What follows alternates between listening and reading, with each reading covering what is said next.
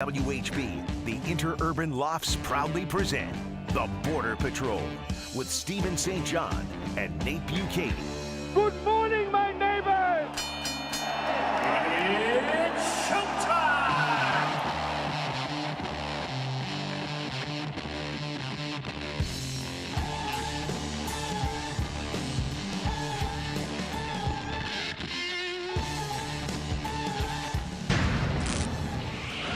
Rebound dug up by Gabby Marshall.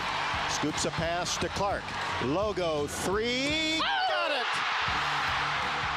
22 is now number one. Caitlin Clark is the NCAA's all-time scoring leader in women's basketball history. Fitting a logo three. No other way to do it. I don't know if you can really script it any better, and just to do it in this fashion, I'm very grateful. I'm very thankful to be surrounded by so many people that have kind of been my foundation and everything that I've done since I was a young little girl. And I started crying when watching that video just because I'm just filled with so much gratitude and love, and the way these fans support women's basketball is so special. And you all knew I was going to shoot a logo 3 for the record. Come on now.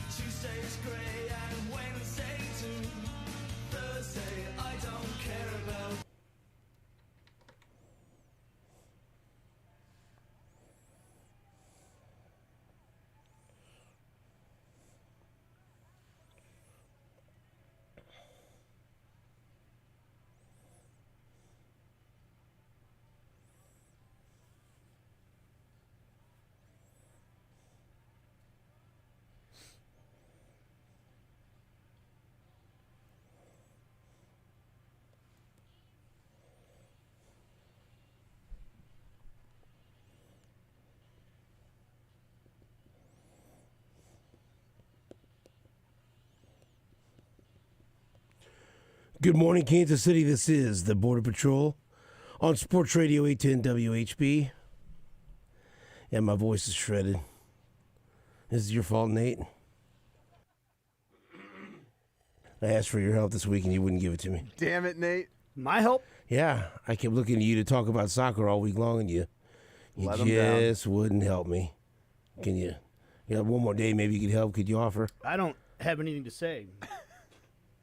Damn it, Wish Nate. I could help. Do you? Yeah. What do I? For those that don't know, to kind of catch you up on the storylines of this stupid show, I've been battling some voice issues for the past couple of weeks. Went to a specialist, and I have some vocal cord damage, and so I'm taking all the necessary medication. I'm gonna have to go to some speech therapy to learn some breathing and speaking techniques that'll put less stress on my vocal cords. That sounds super interesting to me. You know what it does to me too. If there's something I can actually do that will help, I've been doing this for 25 years, and apparently I've been doing it the wrong way. So, whatever. I'm just gonna go across the street. You want to go with me to one of the sessions? I'll bring be your you. guardian. Yeah, you have to. He has to sign me in.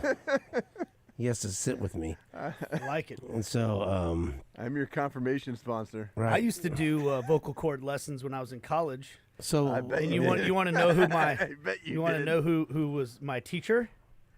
Danny Klingscale's dad. Oh, really? Yeah. Wow. He would send me audio cassettes with written instructions, and the cassette would have him telling me things I needed to work on to try to get my voice better, and it never really. I didn't really. I thought you could say just some guy you met at the wheel. I got it. Right. I get it. And so, I have these sprays and different medicines I've been taking. So it's been a battle in my voice. Like Monday, it sounded normal. Like, okay, we're back. But then, as the week goes on, it's been getting worse and worse.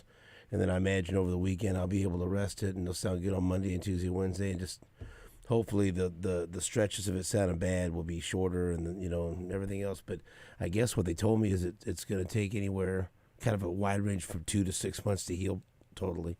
So we're going to shoot for the 2 to 3 month area, hopefully. And so that's why I sound like this.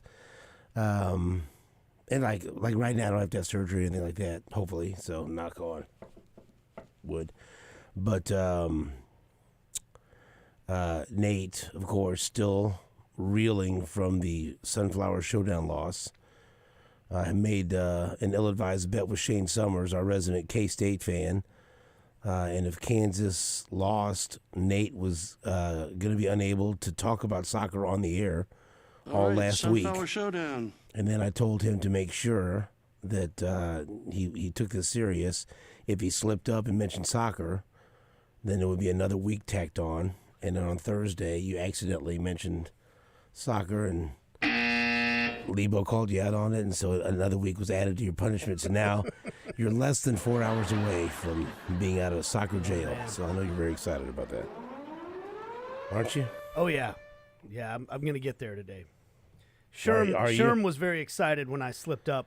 Sherm came in here Last week. with the sole purpose of trying to get you to...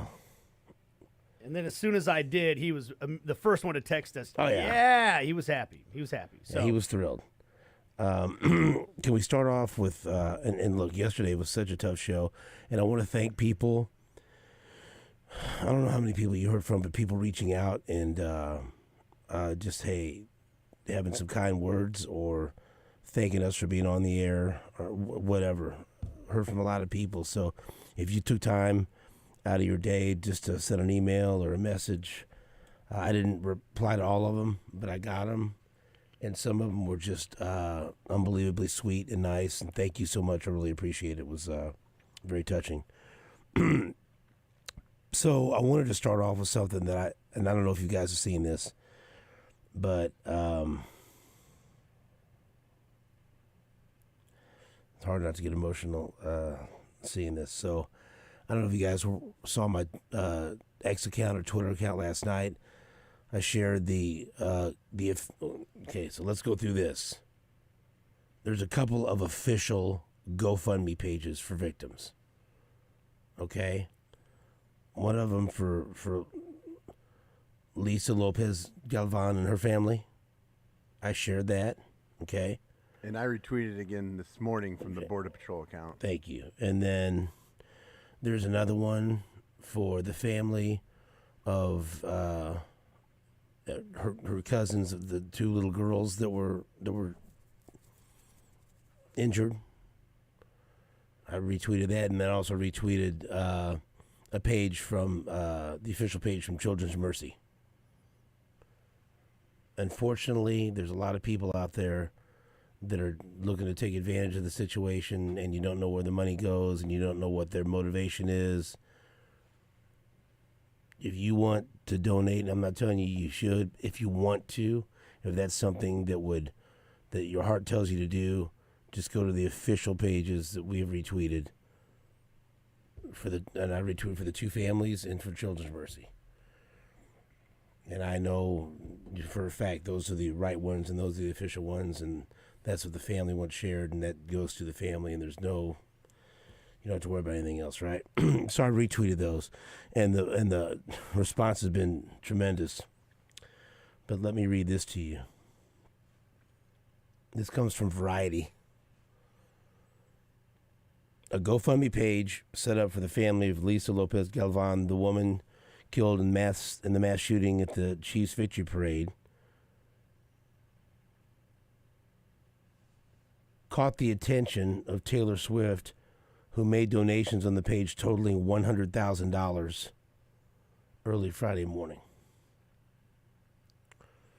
It was set up Thursday afternoon. The goal was to raise $75,000 for the family of the 44-year-old shooting victim. Around 1,300 people had already made donations when Taylor Swift pushed the total beyond the goal in the wee hours of Friday morning, first making a donation of $50,000. And then making a second donation in the same amount 8 minutes later.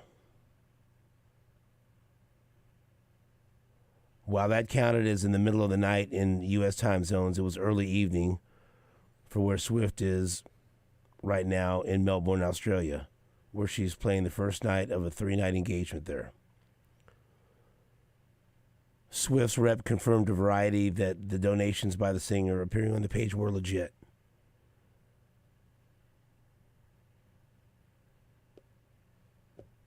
I mean,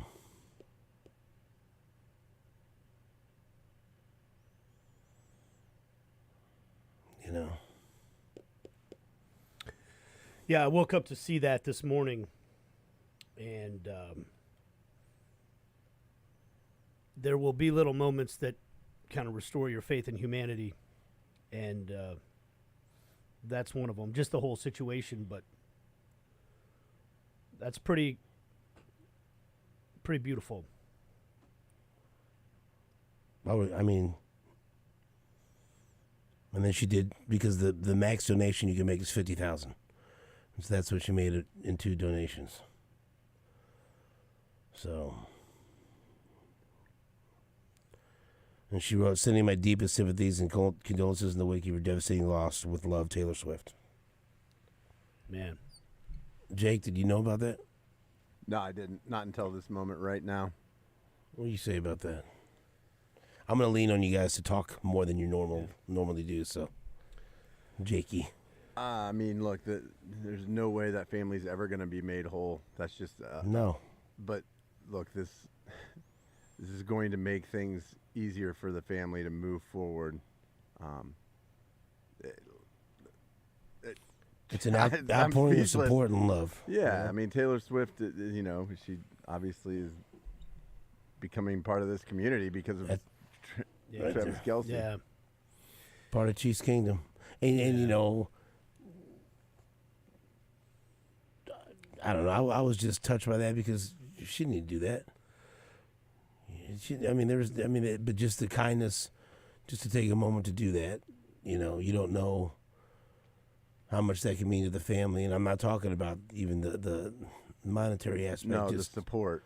Yeah. Someone that cares halfway around the world enough to do that, and so many people around Kansas City that are coming together to show their support. It's trust me. I was texted again with her older brother Beto last night and her cousin Hugo. Trust me, the family sees it, hears it, and feels it, and knows it, that the community is showing an outpouring of love and support, and it is helping the family. I can promise you that. Listen, as Jake said, nothing's going to make this family whole. Nothing's going to take this moment away. It happened. We can't reverse that. But what we can do, we as a collective city, as a community, that Taylor is clearly a part of now, is we can do whatever we can to provide little rays of sunshine through what is a horribly cloudy situation for them, for their family. There's a lot of different moments in time that have taught me that lesson. You know about the Big Steps Foundation. That has provided 11 years worth of rays of sunshine for Sean's family since he died. I do work for the Victory Project with Children's Mercy and Sporting Kansas City, and you meet families every single week who they have a child that's battling cancer, oftentimes terminal cancer, and there's nothing you can do to erase that. But the moments that I see when those kids get to go with their families out to the games and meet people and have these experiences, they'll never forget. And there's all kinds of the situations that you have with. I just saw the email, by the way, for the Joe McGuff Golf Classic coming up. We meet so many families that are dealing with something like ALS. We can't reverse that. I've made connections with families that I'll hold dear to me for the rest of my life. And those rays of sunshine are so important. Those moments are so important to help somebody get through something so awful. And for Taylor to feel a part of this community that way, and somebody might say, well, what's $100,000 to her? Well, it's $100,000. And it's not even the money. As you said, it's the gesture and what it means to a family that's trying to process something so terrible. They need rays of sunshine. We all do, but them in particular. So I think it's beautiful. And I think that it's another one of the things that we will always remember. There's going to be some beautiful things that we remember about this past season. There's going to be obviously a horrible thing that we remember about this past season. The storyline of Taylor and Travis has been a beautiful one the whole way. And it's been marked by some people that just don't want to enjoy happy things. People that maybe they're so unhappy themselves they can't stand to see other people that happy. I don't know. People that Jake refers to as buttholes. Yeah, I do. and Yes, I mean, yeah, Buttholes. and I'm sorry for those buttholes, but this is sounds different when you say it. It does, doesn't it? Yeah. But you know, you can see every time they showed her in whatever suite she was with, whether she was with Brittany or Ice Spice or whoever, how bought in she has become to this whole thing, how swept up and she became, and how fun it is to be a Chiefs fan, how much she enjoys this community, and that is that sums it all up right there. And if anybody still wants to hate on her, so to speak, after this, I can't help you. I don't know what to tell you. I thought it was beautiful. Beautiful. So, again, thank you for listening to the show yesterday and helping. It was, if it was therapeutic for you, it was just as therapeutic for us. And I'll be honest with you, I left here and I shut it down. I didn't want to talk to anyone the rest of the day. It was a long day before. It was a long morning yesterday, and glad the listeners helped us get through it, and we can try to at least take a small step forward and get some type of normalcy. And because yesterday and again I apologize. I wasn't about talking sports. I don't want to. No. And I feel like, today we can take a deep breath and try to put some smiles on faces. And yeah, it's a healing process. Yeah. It's not gonna happen overnight, and everybody's gonna be on their own processing. There's a lot of people. There's a lot of people that were affected. A lot of people. the whole community. Yeah. Yeah. And to that point, Jake, I wanted to read this if you guys are all right with it, since you want me to talk today, No. Steve. I'm like, well, don't. I thought you'd never ask. Back after this. Go for it.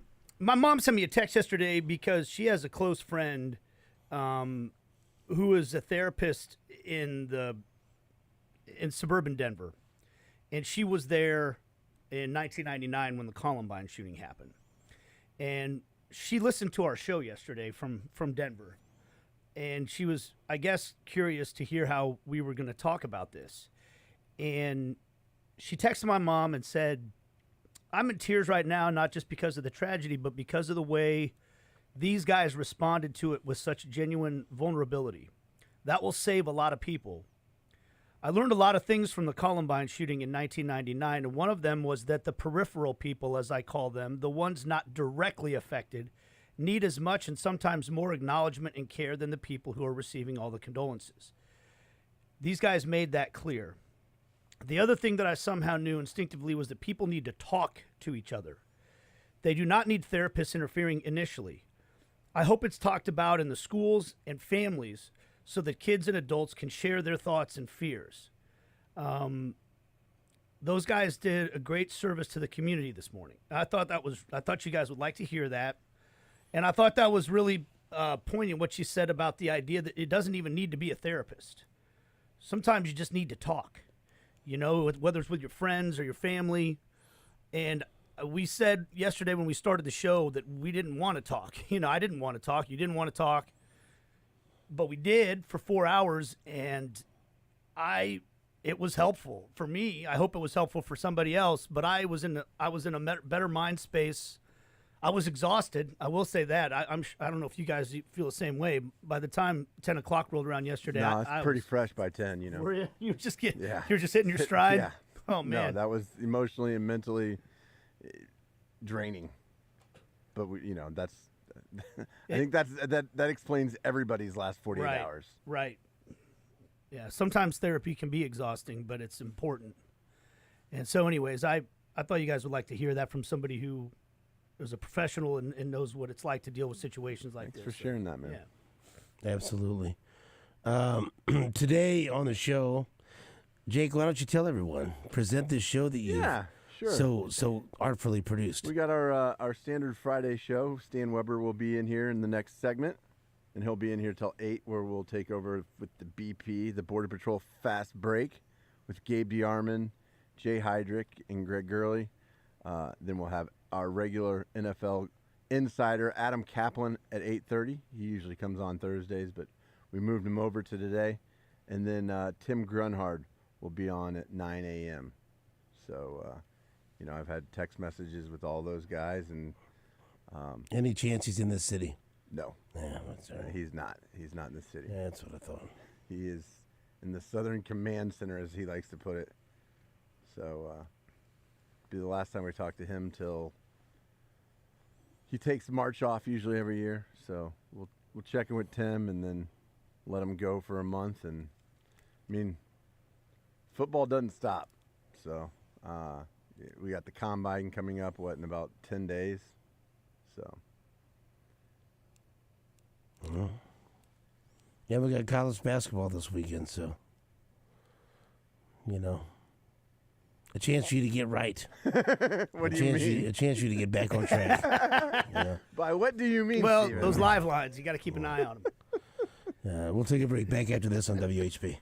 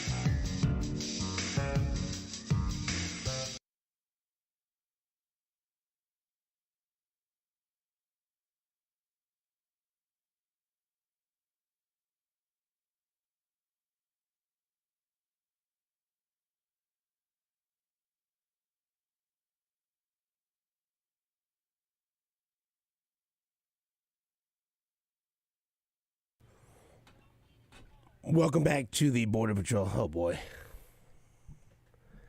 This thing is done. I'm trying everything, Jake. I promise I didn't talk at all last night. I tried to get this thing right. This ginger shot in here will help. Bring it. It's just because like on Thursdays and Fridays, it's just, for a while. I think it's just going to be worn out. I went back and watched when we took a shot on the air last week. Like, your voice improved. I swear it did. Come on. I did. I swear.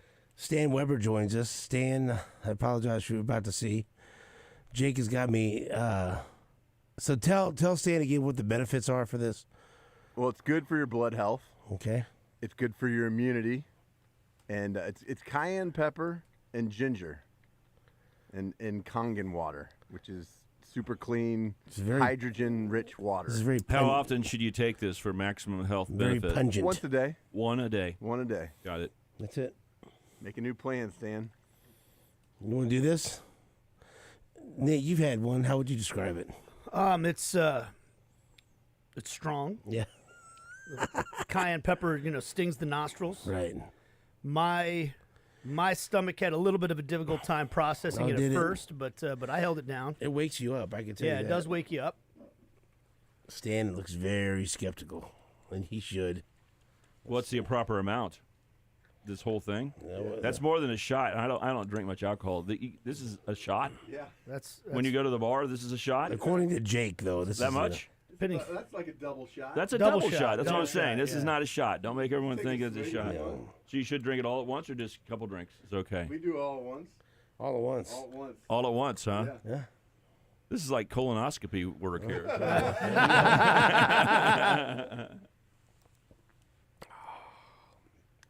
Oh, Stan's in. Yeah, Stan. How about that?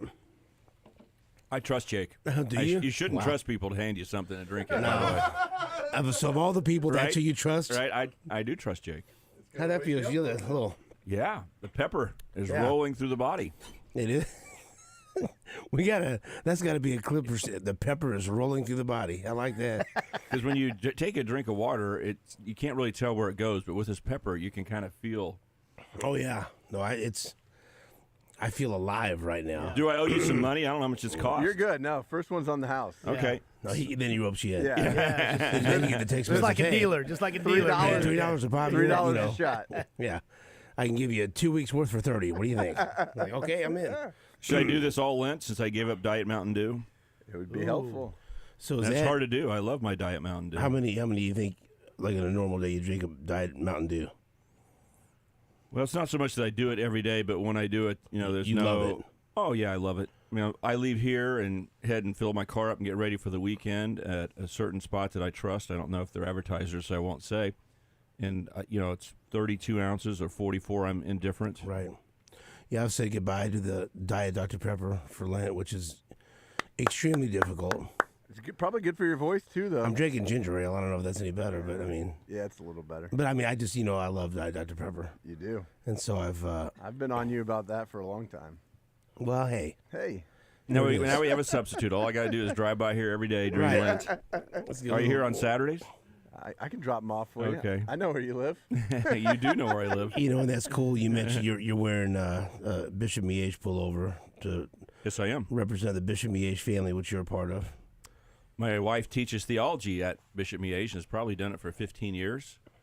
Right now, she teaches every senior that's at the campus at Miege this year. So that's been true for the last couple of years. So she actually, knows about the tragedy. She was the first one to tell me that it was multiple family members. Before we heard anything on the news, Right. She knew through the Bishop Miege community and told me the night of the parade that there were, I had not heard any reports that there were any children even. And she's like, oh, yeah, there's children because it's part of this whole family. I know cousins and all that. And the so brothers and everything. And the two little girls go to school at St. Agnes. And Lisa was a graduate of Bishop Miege. So, yeah. Yeah, so she taught her children, in school. And so, so I wore my Bishop Miege stuff today to I know that's a great community. A like Tim Grunhart and I, we got to know each other in the football world, in the 8-10 world, but really Tim Grunhart and I are friends and have a lot of connections because of Bishop Miege. And not only because he coached there, which he did. He was the head coach at Bishop Miege, and my sons, started rolling through there, Stanton being the oldest and playing for Tim Grunhart. But that's not really because of that. It's because his kids are almost the exact same age as my kids. So they are friends.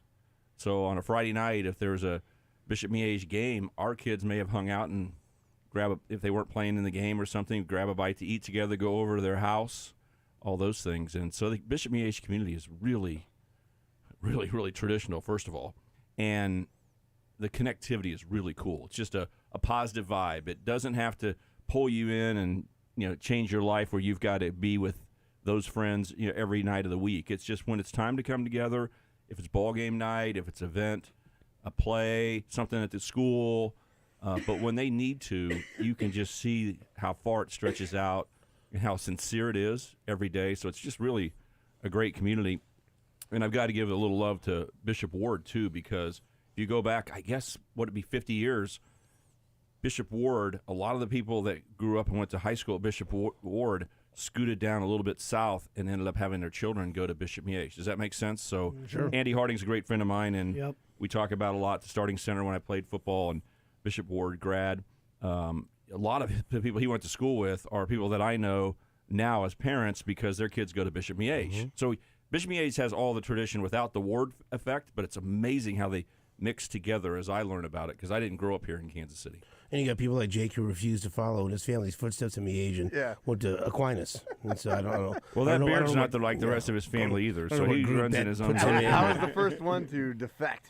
No, but that's I echo that sentiment, and that's why we're so throughout the years, I've said that we had at least one child at St. Gabriel in the Northland Catholic school for 23 straight years, and it was said, and I was coached basketball there for a couple of decades, boys and girls basketball, and it was such a strong community and a family. And it's a smaller school, a lot smaller than most of the Catholic schools in the Northland, but we always felt a tremendous sense of belonging and community and family. And it's the same way at St. Pius, where my kids go, and I've had two boys graduate, and that's where I went. And Jake, how many interns have we had at St. Pius? We've got the St. Pius pipeline going for interns, at least 3, At least. 4, Probably yeah, 4. Yeah. And now we got we have a shadow today, job shadow, Jack, who's a senior at St. Pius, who's come in to question Nate Bukay on everything. So We just had our intern Laser, who's a Bishop Miege kid. That's right. So we've had a lot of guys from the different Catholic schools in the area come through, and I would say I didn't start attending Catholic school till 7th grade when I moved from Ark City, Kansas to Wyandotte County with my dad. 7th, 8th grade at St. Peter's Cathedral, then Bishop Ward, and because it was just my dad and me, and my dad was working and traveling a lot, I feel like I was raised by the Bishop Ward community and the St. Peter's community in many ways. So that's who we blame. Yeah, blame them for all of it. Right.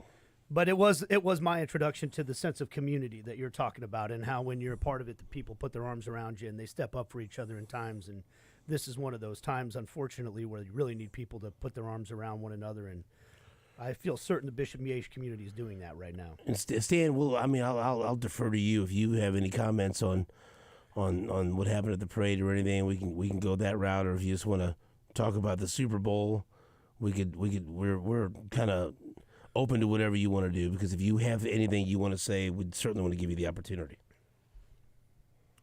Yeah, one of the hardest things to answer is the question you asked, because I'm here because it's Friday, and I'm here every Friday. And so whatever is appropriate to talk about it's hard for me to judge, because there's so many people listening to us, people that come up to me and say, hey, I love listening to you on Friday mornings, and they come from A to Z, so it's really hard to say. When I'm speaking, I try to think of everyone's point of view from A to Z. I mean, that's what I like to do, is not just have a strong opinion on one end of the spectrum, and try to remember that a lot of people have different views on things. This is the hardest question, because I don't know if you're supposed to talk about the Super Bowl and break that down, or you're not supposed to. So, I don't know. I was a loyal participant or fan going to these parades. I'll start there, I guess, for the simplicity. 1985, I was in town and went to the Royals' first parade, where they were in little convertibles, and the fans, there were no barriers, so the fans were standing on the sidewalk, but as the parade continued, they moved closer to the cars, and suddenly there was just a little skinny line for the cars, and there's confetti coming out of the building, because that was a big deal, okay? And so some of the cars started on fire. Literally, you see them smoking because there was two... They were going really, really slow as the players came by. Beautiful day. I remember that. Obviously there for the 2015 parade, still just an unbelievable highlight because I don't think we knew what was going to happen with cars parked miles down the highway and walking in. You just couldn't predict that many people were going there, and the enthusiasm and the weather was perfect. The Royals players, the parades for the Royals are better in the fact that you see their faces, and they play 162 games plus the playoffs. So everyone that drove by, you knew who that was. Even some of the assistant coaches. You knew the manager. You knew every player. And it was so much fun as 25 or 30, depending on how many people they brought by, of the players came by. They each got an appreciation, okay? And I think that's really missing with the Chiefs. If I had any advice when we win the Super Bowl next year, because I've been on record saying Chiefs are going to be better next year than they are this year. This year was a hard fight and a lot of curves and learning. They ought to have jerseys on or something so you get the appreciation, cheering. When they drive by a big bus, and everyone's just like, unless it's Patrick or someone that they happen to recognize, they just roll by. You go, I'm not sure who that was. I'm standing with the fans out there. They ought to put jerseys on them or something so you go, hey, and you get the proper cheer and yells. It's so funny you say that because I had... So we were on Grand, and my wife and my dad's wife and my daughters were in the front because they had got their spot, and so I'm standing back, just kind of keeping an eye on them, just watching with a bunch of people from Union Broadcasting around me, and then my dad's kind of over here because he's not going to get in the middle of that, but he's kind of standing back, just kind of seeing what's going on, and all these people around me as people would come by. I'd start, Mike Pinnell. You interviewed these guys. And so, and I would not, but I go in the locker room after every game, and then I go, we went throughout the playoffs, and I'm up at training camp and everything else, so I know what they look like. And so then I had like 20 people around me. Who's that? So then it just ended up, as they were walking by, I just say real loud, Rashee Rice. Justin Reed, and I just start naming everyone. And you need to do so that. Then people would know who they were, and they get excited. But it was funny, so I ended up having to pretty much, this is probably why my voice said, broadcast the parade for all the people around me, so I tell people who everybody was. Well, even when we go into the locker room to do interviews, sometimes the guy walks by and we'll look at each other and go, that's Shamari Connor? Is that? You have to wait till he gets to his locker and he's got his number up there and then you know who it is. You know? They're human beings to you guys. You get to go see them from training camp on. Right. To us, they're just gladiators who are on television with their numbers. So it was neat whenever I'm there at the parades to see when they do recognize. And you just see the excitement level of the however many people around you, 50 or 20 or whatever number you want to pick, when they really go, oh, there he is. And they know, there's Snead, oh, there he is, yeah. But usually it doesn't happen. It's too late. So anyway, I went to the first parade in 2019 season, January. Kind of the last giant event before COVID shut us down. Think how close that was. Mm-hmm. By March at the Big 12 tournament, we were saying we're not playing. Yeah. This is a giant issue in the United States. Yeah. And we just had this giant parade with everyone sitting there hours and hours together around people they don't know, shoulder to shoulder. I'm just glad we were able to have the parade, even though it may have been a spreader event. I'm not saying I know about that, but it seemed like a lot of fun. So I've been to all of the Chiefs' 3 recent parades. So I'm a person who's been down there and seen what's going on. And, it's great to see the celebration. It's amazing when I hear these people fly in from other places in the country, drive in from Omaha or whatever to be there. I feel almost bad because I office downtown. I walk like 1 block. And my arrival time for the parade is embarrassingly 5 till 11 is when I walk down there. And I was... the funny thing that happens in life is the connectivity you have by accident. I'm a business guy, boring business guy. So the buses start coming by, and Mark Donovan and I catch each other's eye. And, I mean, we are absolutely communicating by hands Like, hey, I'm telling like, great job. And, I know the business guy. Most people go, who is that guy that just went by there? And he's the one guy, because I was at the start of the parade where, again, the buses are awesome because I don't want to act like I'm critical. I love Kathy Nelson, know her very well, worked with her back all the way back to the days of Metro Sports. She's awesome. I used to live very close to her and her husband. So I'm nothing but A-plus stuff about Kathy Nelson. She's not the only one who decides these things. But those buses are awesome because with all the people, you can be 10, 15 back and still see up when they're on the bus. So I think it's nice for administratively when they're on the bus. If they had jerseys on and were on the bus, that would be my favorite part. When they get off, I know there's a group of people. If you're lucky enough to be in the front to high five someone, get an autograph, you really think it's cool. But for everyone else, when there's no one on the bus at the end of the parade, to me, I feel sorry for those people that they don't get to see everybody up there. But the intent of the event, the enthusiasm, the pulling together, the community, like I said, I've been to many of these. I guess I've been to every one since 1985.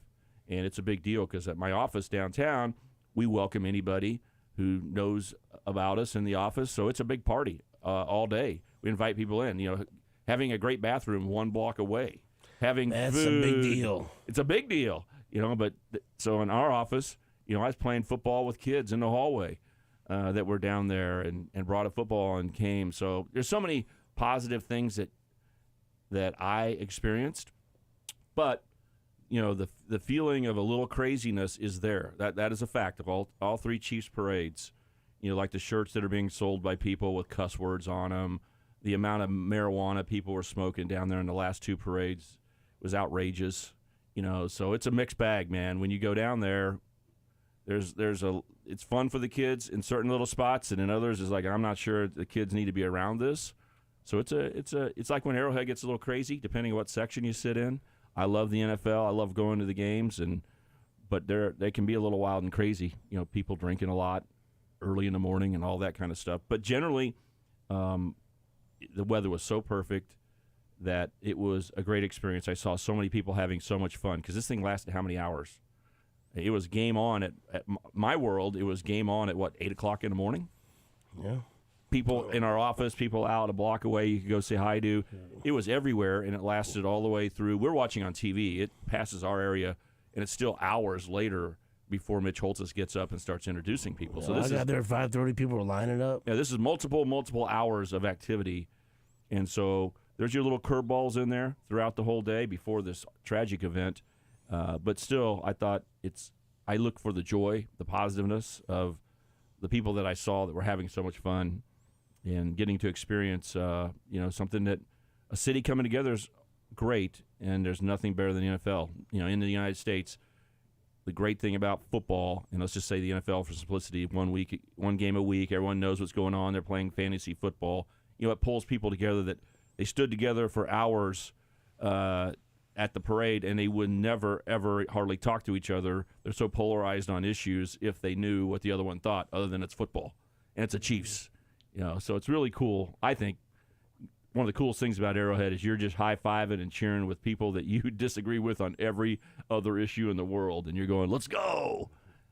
But I love football for many reasons, so I'm just glad everyone got a chance to enjoy it. And then from a city perspective, it all turned around, and it's so sad that cloud hangs over any positiveness. It's hard to believe that last Sunday was the Super Bowl. Yeah, it seems like forever ago. I mean, I was ready to break it down and thinking of so many things that are popping in my mind on Monday and Tuesday, and now it seems like it was like 7 weeks ago that the football season ended with the Super Bowl. I got a funny story about that. We'll take a break. Back after this on WHP.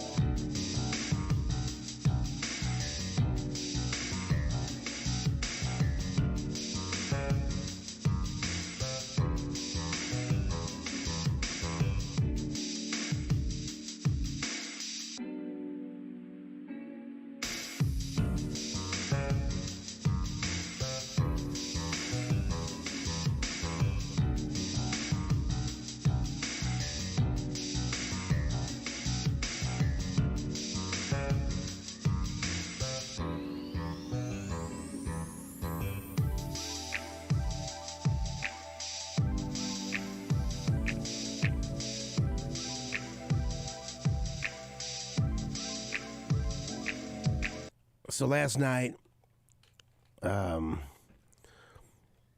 girls were off at the confirmation group, and I had taken a nap, and I woke up, and Phil was, in his world of PS5 or whatever. So I said, you know what? I need a little pick-me-up. I'm going to go watch the NFL Films Super Bowl mic'd up episode. 41 minutes. I said, I just need to, by myself, no interruptions, let me watch this. Man, I'm glad I did. It is so good. And I just showed you a couple of clips. There's one clip that just stood out to me so much after Butker makes the game-tying field goal to go into overtime. They go to Nick Bosa, who's on the sideline. He's got an oxygen mask on. He's getting oxygen. Takes the mask off. Have you seen this, Jake? Takes the mask off. You know what he says? This is not very fun. You're getting ready to play in overtime for the Super Bowl championship, and he said, this is not very fun. And then you go to Patrick Mahomes, who's talking to the refs. He's got oxygen in, kind of needing a boost. That's exactly right. On the bench, not sitting. I think like your toes would be almost up to the field. Like, let's go. Let me get in there. And the Niners, throughout this whole time, they're sitting back on the bench, just talking like it's a Tuesday afternoon. Like, oh, boy. They knew. They knew what was going to happen. And then you go to Mahomes. He's talking to the officials. And then one of the officials says, free football. And Mahomes is like, that's right, baby, free football. Let's go, let's go. He's all fired up. And then the other thing that stood out to me, and there's plenty of examples out there. Like, it's 41 minutes long. I encourage you to watch it. But it made me even more desperate for them to bring back Chris Jones, because his leadership and the way Mahomes and Kelsey talk to him and look at him and love him. And then there was that point where the 49ers scored on the trick play, and he's over there and he's bringing everyone. And I'll find it. He's trying to say the right thing, get everyone set up, and him and Spags are there, and Spags over there. He goes, hey, we're okay. They had to use a trick play to score on us. They had to use a trick play. That's right. They can't hang with us. They can't beat us straight up. They had to use a trick play.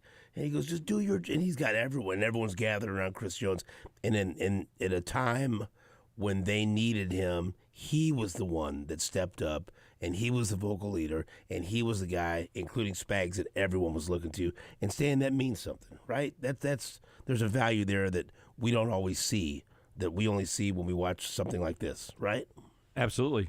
Chris Jones makes the plays when he needs to, especially in the biggest moments. He's been getting his hands up and blowing things up, including that third down play, the last play by the 49ers offense of the year, when he went in there. And he was unblocked, but he did what he needed to cause havoc. Just because you're unblocked doesn't mean that you don't end up whiffing and letting someone run away and win the ball game. But his leadership, his attitude, I remember when his contract came up the last time, there were most that said he's gone. There's no way the Chiefs can keep him with the salary cap. His interest is going to be in so much money. Bye-bye. And on this show, without a doubt, I said, hey, this isn't over yet.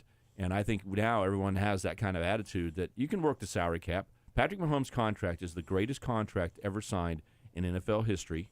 Not to take away what Tom Brady did, because I don't know how his contract was structured, but they just kept redoing it to keep New England Super Bowl level. So Tom Brady deserves a lot of credit monetarily for doing what he did. But the Chiefs set it up right away to say, we're giving $500 million at least to this young man, Patrick Mahomes. But the way they structured it is going to be so easy. It's going to take 5 minutes for his agent and lawyers to talk to the Chiefs and go, yeah, we'll adjust it and adjust the salary cap. So they can do whatever they want to get guys signed. And I think Chris Jones wants to be here. And I think it's a good decision by him if you were his advisor, because the Chiefs have busted through and become America's team. Look at the commercials. Why doesn't Chris Jones start making some money off field that's giant, that makes up for any discount that he gives the Chiefs? It's not a discount. Your net worth comes from every position, not just your NFL contract. If he goes and plays for the Carolina Panthers and gets a big contract, he'll end up with less money than if he stays with the Chiefs and starts doing some commercials and gets that kind of accolades. And guess what? Hall of Fame, things like that, things you're going to remember for the rest of your life. You got to be with the winner. You got to be with the winner. And don't you think the chance to win 3 in a row, that's something that knew that can attract a player to stay or come here because they have a chance to do something no NFL team's done in the Super Bowl era. Plus the momentum's going forward. It is hard to repeat. And I said this during the season, and I said it right after Christmas Day. Right after Christmas Day was the best thing that ever happened, and I said it that week because they hit rock bottom. The burden of trying to repeat has been so great on all these teams that they haven't been able to do it since 03 and 04. It is hard to stretch your body and have everybody think you're going to win the Super Bowl, you're the greatest, and the grind of the regular season and the preseason and training camp stinks. It just wears on you, and it wears on you, and it creates dissension, frustration, whatever. Chiefs had all of that. And then on Christmas Day, they hit rock bottom, said, what the heck? We're not the defending champs anymore. We're just a good team that's going to win the division, go to the playoffs. Let's see what happens. Now they're champs again. That's why I think they're going to be better next year. So when you talk about a three-peat, you shouldn't even be saying that the odds are with you to have a three-peat because it's unlikely you're going to repeat. But this was an off year for the Chiefs. It truly was an off year. They were very fortunate. They won the Super Bowl because the NFL was down this year. The teams weren't that good, and they survived, fought, made miraculous plays. Spagnuolo was out of his mind how good he was. And Patrick Mahomes winning, Travis Kelce waking back up, Chris Jones, whatever. They're going to be better next year. They're geared up to go for it next year. This year is like, oh, man, wipe your brow and say, I'm just glad we got through that year. And you won the Super Bowl. But next year, they're going to be focused and ready and refreshed. I think they're going to be better next year. So if you're Chris Jones, you're not running on fumes right now. You're not with a team that's running on fumes, salary cap issues, guys leaving, people patting themselves on the back going, I got my money, I got my ring. You know, how many guys are like that? Look at that defense. Do you think they're satisfied with where they are? They're young. They want to get better. So, yeah, I'm super excited about the 2024 Chiefs. And if you're Chris Jones or you're his advisor, I can talk about money and opportunity, but I also say this team isn't going to fall off because they're so worn out and their time has come. They're old. No, they're going to be better in 2024 than they were in 2023.